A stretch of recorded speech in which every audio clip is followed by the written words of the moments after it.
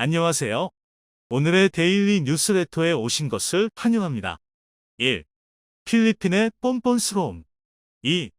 증거가 드러났다. 3. 한국의 기술이 세계를 기른다. 한번 진실을 알아봅시다. 최근 필리핀에서 FA50의 가동률 관련 문제가 뜨거운 감자로 떠오르고 있습니다.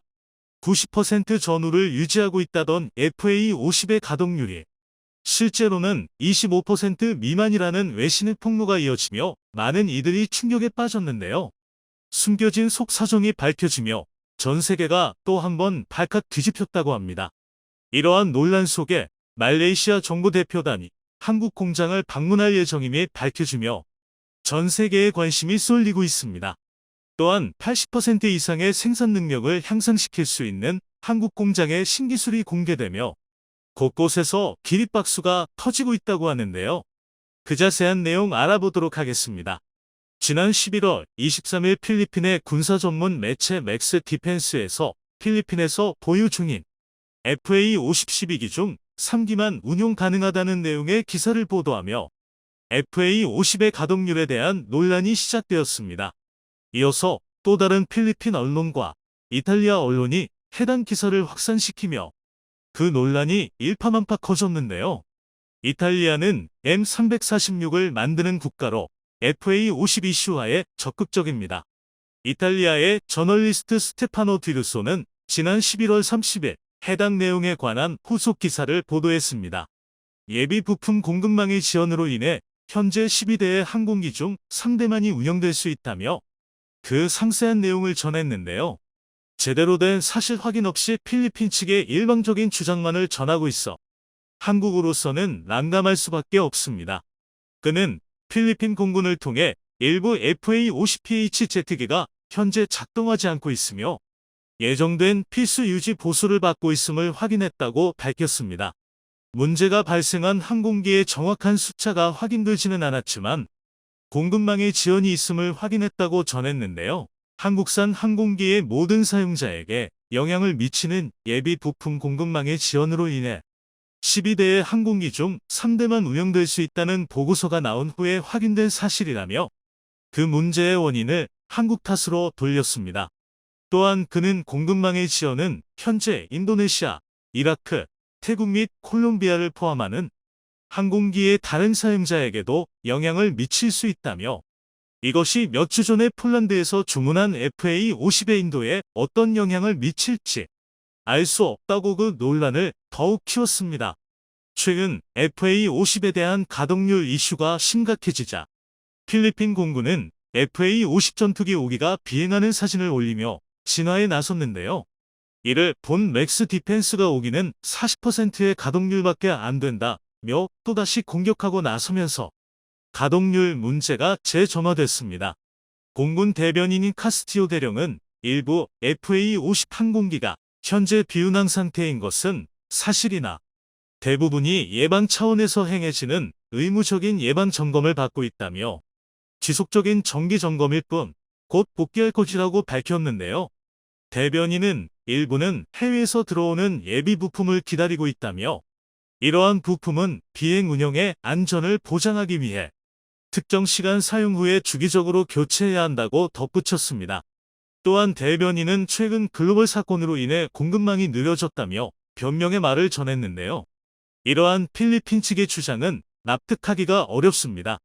코로나19로 인한 글로벌 공급망 문제에도 불구하고 한국에서 운용 중인 FA50은 여전히 90%대 전후의 가동률을 유지하고 있기 때문이죠. 역시나 자세한 내막을 살펴보니 필리핀 측에서 정비 미숙으로 정비 부품 조달을 늦게 받아 벌어진 일이었음이 밝혀졌습니다. 필리핀 정부의 늦은 의사결정과 예비 부품의 추가 주문에 관한 예산 집행의 차질 등 복합적인 문제가 얽혀 이번 가동력 저하 사태를 가져왔던 것이죠. 이번 이슈는 상대국의 잘못에 의한 해프닝으로 잘 넘어가긴 했으나 앞으로도 상대국의 문제로 인한 비슷한 문제가 얼마든지 다시 발생할 수 있습니다. 만일의 사태를 대비하기 위해 타이에서도 적절한 대비책을 세우는 것이 필요할 것입니다. 해외에 판매된 FA50의 운용 실태를 주기적으로 모니터링하고 정비 및 부품 수급에 대한 선제 대응이 가능하도록 컨설팅을 지원한다면 이와 같은 사태를 막을 수 있을 것으로 보이는데요. K9 자주포의 판매사인 한화의 경우 매년 K9 자주포를 구매한 클라이언트를 모아 세미나를 통해 정보 교류를 진행하고 있는데 이러한 방법도 참고하면 좋을 것 같습니다. 이와 같은 논란 중에 FA50의 말레이시아 수출이 임박했으며 11월 중 한국 공장 실사에 나설 예정이라는 소식이 전해지며 전 세계에 이목이 쏠리고 있습니다.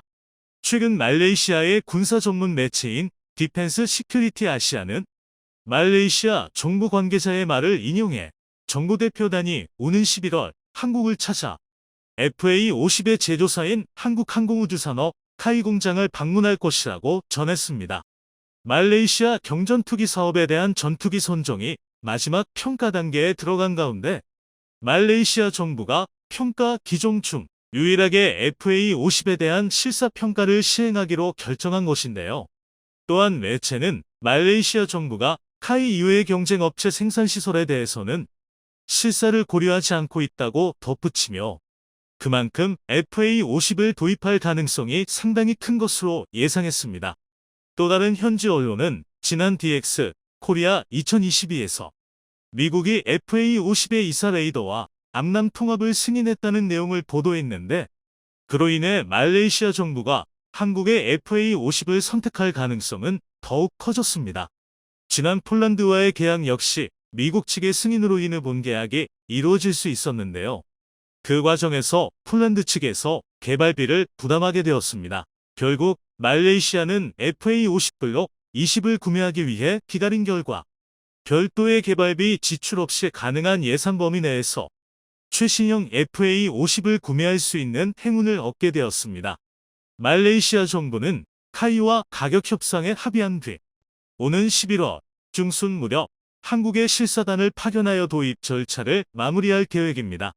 한 업계 관계자에 따르면 말레이시아 정부 대표는 한국을 방문하여 FA50 경전투기에 대한 기체 검사 등 물리적인 평가를 수행한 뒤 카이의 생산시설을 방문할 예정이라고 합니다. 이 외에 다양한 정보는 추후 보다 자세히 공유할 계획임을 밝혔는데요. 카이는 FA50 경전투기의 생존성을 입증하기 위해 미국산 전투기를 가상의 적기로 사용하여 합동 교전 능력을 선보일 것으로 예상되고 있습니다.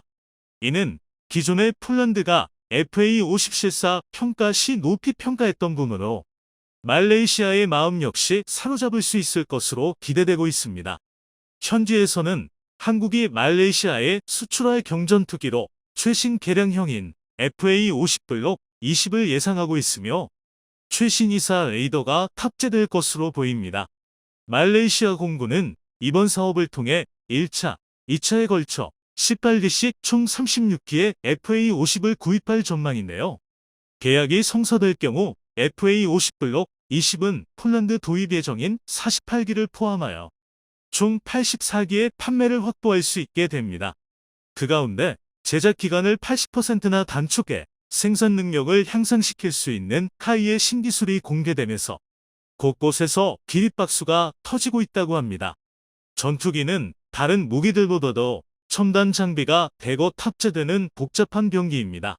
제작 과정에서 발생하는 아주 작은 오류 하나로도 현장에서 장비의 오작동이 일어나거나 심지어 대형 인명사고로 이어지는 등 위험이 큰 만큼 상당한 관심과 집중이 필요한데요.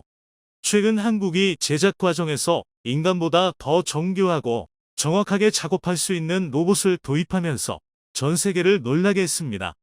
로봇을 이용한 자동화를 통해 정교함과 많은 시간이 필요한 작업을 정확하고 빠르게 해낼 수 있게 되었는데요. 이러한 자동화 공정은 세계 항공기 시장에서 가장 높은 고지에 있는 미국의 록히드 마틴 역시 갖추지 못한 신기술이라고 합니다. 특히나 여기에 사용된 세계 최고 수준의 대형 로봇 드릴링 시스템과 자동화 장비가 모든 국내에서 개발된 것으로 밝혀져 더욱 이목을 끌었는데요. 하지만 기계가 담당하게 된 부분은 후반부 조립과 드릴링 작업 정도로 여전히 제작 과정의 90% 가까운 작업에는 사람의 손길이 필요하긴 합니다. 대신 로봇의 팔을 통한 드릴링으로 사람이 직접 작업할 경우 154초가 걸리는 작업을 25초로 대폭 단축했습니다. 또한 후반 최종 조립 과정 역시 자동화 시스템을 통해 0.001인치의 오차 범위로 조립할 수 있게 되었으며 작업 시간 역시 80% 가까이 단축할 수 있었습니다. 이러한 작업 시간 단축은 곧 생산성 증대로 이어져 쏟아지는 수출 물량을 감당하는 데 큰 기여를 할 수 있을 것으로 기대되고 있습니다. 자동화 생산 시스템은 현재 많은 수출 건이 진행 중인 FA50뿐만 아니라 KF21 제작에도 역시 적용될 예정인데요. 생산 시간을 감량함으로써 내수용과 수출용 기체의 생산량을 모두 감당할 수 있게 된 것입니다. 그동안 많은 네티즌들이 넘치는 주문 물량에 기쁨을 표하면서도 한편으론 우리가 부족하면 안 된다며 수출 기체를 위해 공군에 넘길 기체 수가 부족해질 것을 우려해왔습니다. 한 네티즌은 공군 수주 먼저 맞춘 뒤에 수출권으로 넘어가자는 반응을 보이기도 했는데요. 네티즌들은 이번 카이의 신기술 개발로 인해 큰 걱정을 덜게 되었다며 기뻐했습니다. 현재 카이는 콜롬비아, 이집트 등 세계 여러 국가에 FA50의 수출을 추진하고 있습니다. 지난 6월에는 미국 록시드 마틴과 협약을 맺고 글로벌 마케팅도 진행 중인데요. 2024에서 2025년 중 미국의 공군 및 해군 전술훈련기 사업에도 참여한다는 계획을 밝혔습니다.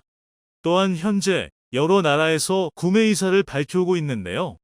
강고영 카이 사장은 폴란드 현지 매체와의 인터뷰에서 폴란드와 FA50 사업이 끝나면 KF-21 전투기 도입 프로그램을 협력할 수 있을 것이라고 말하며 폴란드에 전투기를 추가 판매할 가능성이 있다는 반가운 소식을 전했습니다. 이렇게 FA50의 구매는 빠른 속도로 진행되며 KF-21 판매로 이어지는 등 그 규모가 점점 커지고 있습니다. 한국 방산의 입지가 그만큼 더 굳건해지고 있는데요. 비행기 기술만이 아니다. 한국은 이 첨단 항공모함 기술로 또 한 번 세계를 놀라게 했습니다. 현재 서울과 울릉도를 1시간 만에 연결하는 울릉공양 공사가 23.3%의 안정적인 진행률을 보이며 순조롭게 진행되고 있다는 기쁜 소식이 전해지고 있습니다. 향후 이 울릉공항이 완성되면 울릉도로의 교통이 원활해질 뿐만 아니라 독도를 포함한 등해의 방위를 더욱 단단히 할 수 있게 되는데요. 한마디로 불칠의 항모와 같은 역할을 하게 되는 것이죠. 게다가 최근 서해에도 이 울릉공항과 같은 제2의 불침항모가 건설될 예정이라고 해 엄청난 주목을 받고 있는 상황인데요. 그렇게 되면 설과 섬을 이어 한반도를 둘러싸는 절대방어 라인이 구축될 계획이기 때문에 당연하게도 주변국들의 거친 반발이 이어지고 있습니다. 실제로 울릉공항의 건설로 인해 2025년부터 우리 공군의 작전 범위가 동해를 넘어 러시아와 일본을 사정권에 두게 되었는데요. 울릉도만큼이나 중요한, 아니 어쩌면 한반도에서 가장 중요한 전략적 요충지라고 할 수 있는 백령도에도 공항이 건설될 예정이라고 합니다. 백령도는 오랜 시간 우리나라에게 지정학적으로 매우 특별한 위치에 있는 섬이라고 할 수 있는데요. 나판의 영해권에서 돌출되어 북한을 파고든 위치에 있어 서울보다 평양이 더 가까울 정도이고 중국 화북 지역에서 출발한 배는 무조건 백령도 앞바다를 지나야 하기에 중국의 입장에서도 매우 신경 쓰이는 위치에 있습니다. 그 특이한 지리적 특성 때문에 그간에는 인천에서 백령도를 가야 할 경우 배를 타고 무려 4시간이 넘게 쉼 없이 달려야만 도착할 수 있었는데요. 때문에 백령도 주민과 백령도 주둔 부대 장병들의 편의를 위해서 공항이 건설되어야 한다는 주장이 아주 오래전부터 논의되었습니다.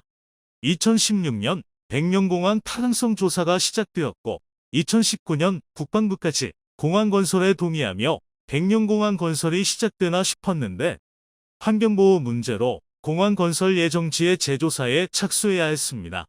그리고 드디어 2021년 들어서야 다시금 백령공항이 예비 타당성 조사 대상 산업에 선정되었고 2027년 개항을 목표로 2023년부터 건설 공사가 시작될 예정입니다. 백령공항은 울릉공항과 마찬가지로 민간 목적으로 건설되나 군사적 용도를 겸할 것으로 계획되고 있는데요.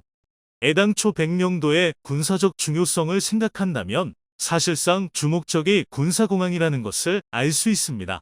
실제로 한국전쟁 이전부터 백령도는 군사적 요충지로 판단되어 미군이 주둔해 공산당권으로부터의 핵심 방어 지역으로 활용해 왔었습니다. 평양으로부터 146km, 중국 산동 반도와 180km, 압록강 하구에서 215km 떨어진 곳에 위치해 중국과 북한 모두를 겨냥할 수 있는 전략적 요충지였기 때문이었죠. 현재 백령도는 해병대 제6해병 여단인 특능부대가 경계를 도맡고 있는데요. 공군 역시 주둔하고 있지만 방공포와 레이더만 배치되어 있고 항공기는 배치되어 있지 않습니다. 과거에는 백령도에도 제대로 된 공군 전투부대가 배치되어 있었는데요. 활주로는 없었지만 쭉 300m, 길이 4000m에 달하는 모래사장인 사고체변을 천연활주로서 이용했었습니다. 이는 전 세계에 단 두 곳뿐인 천연활주로였죠. 사고체변의 모래사장은 평평하고 단단해 전투기는 물론 언-124, CO 같은 대형 수승기까지 착륙이 가능할 정도로 완벽한 역할을 수행해냈었는데요. 때문에 과거 공군의 전투기가 백령도에 주둔할 당시에는 중국 물법 어선이 서해를 침범할 엄두도 내지 못했었습니다. 하지만 지금은 사고해변이 천연기념물로 지정된 데다 갯벌화까지 심각하게 진행돼 차가 지나갈 수도 없을 정도로 땅이 물러져 활주로의 활용이 어려워지자 현재 서해는 날이 갈수록 심각해지는 중국의 물법 어선들로 골머리를 앓고 있는 상황입니다. 심지어 2013년 중국은 감히 우리 군에게 등경 124도 서쪽으로는 침범하지 말라는 일방적인 통보를 전하기도 했었는데요. 이는 백령도 바로 코앞까지를 중국의 해상작전구역으로 선포해버린 것으로서 그들이 주장한 대로 등경 124도 선을 한국과 중국의 영해 경계선으로 정한다면 서해의 무려 70% 이상이 중국의 영해가 되는 것이나 다름이 없어지는 것이었습니다. 이는 애당초 말같지도 않은 중국의 헛소리였지만 실제 국제법으로 정해진 영해권을 완전히 무시한 조치입니다. 그런데 중국은 이때부터 자신들이 멋대로 정한 영해선을 기준으로 백령도에서 불과 40km 떨어진 곳까지 번번이 군함을 끌고 들어오기도 했는데요. 이는 명백한 중국의 군사 도발이라고 볼 수 있는 행태인 것이죠. 이에 대해 중국 관영 매체들 역시 말하기도 했는데요. 전문가들은 이를 두고 중국이 서해를 내해화하려는 서해 공정을 진행하고 있다 분석하고 있는 상황입니다.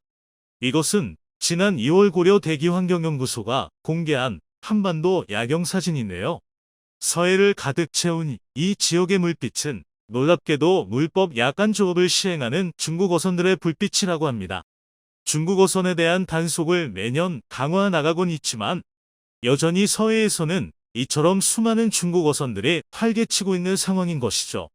당연하게도 중국의 물법 조업으로 인한 피해는 고스란히 우리 서해 어민들이 감당해야 하는 상황인데요. 결국 더 이상은 참을 수 없었던 우리 정부 역시 최근 항만법 시행령 개정안을 발표했습니다.